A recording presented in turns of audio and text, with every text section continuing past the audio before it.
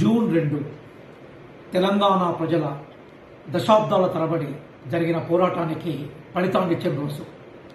దశాబ్దాల తరబడి మా ప్రాంతంలో మా పరిపాలన అనే నినాదంతో ముల్కీ ఉద్యమంగా స్టార్ట్ అయి క్రమక్రమంగా హక్కుల కోసం ఉద్యమించి చివరికి రాష్ట్ర సాధన ఉద్యమంగా మారి పార్లమెంటు ఆమోదంతో తెలంగాణ ప్రజల పోరాట ఫలితంగా తెలంగాణ రాష్ట్రం సిద్ధించింది.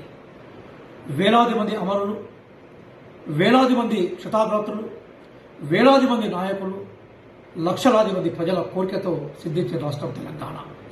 మొత్తం భారతదేశంలో ఇంత సుదీర్ఘ పోరాటం ఏ రాష్ట్ర ఆవిర్భావం కోసం జరగలేదు. కాబట్టి తెలంగాణ ప్రజలుగా తెలంగాణ రాష్ట్ర ఆవిర్భావాన్ని, తెలంగాణ రాష్ట్ర ఆవిర్భావ దినాన్ని మనం ఆస్వాదిద్దాం.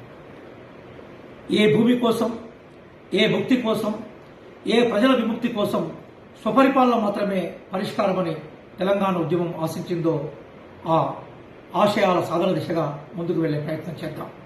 తెలంగాణ నిజానికి ఒక గోదావరి కృష్ణ తీరాల మధ్య వర్ధిల్లిన ప్రాంతం ఇది. అద్భుతమైన అరణ్యాలు, అద్భుతమైన ఖనిజ సంపద, అద్భుతమైన మానవ సంపద ఈ ప్రాంతంలో నిలవు. ఈ ప్రాంతంలోని సంపద, ఈ ప్రాంతంలోని మానవ వనరులను ఉపయోగించుకొని గొప్ప తెలంగాణ రాష్ట్రాన్ని నిర్మించే ప్రయత్నం చేద్దాం.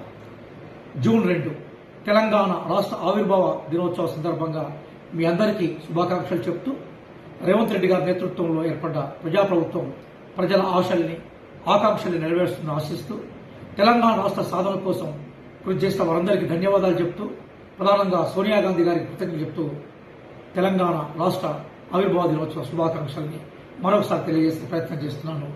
నేను డాక్టర్ రియాజ్, రాష్ట్ర గ్రంథాలయ సంస్థ చైర్మన్.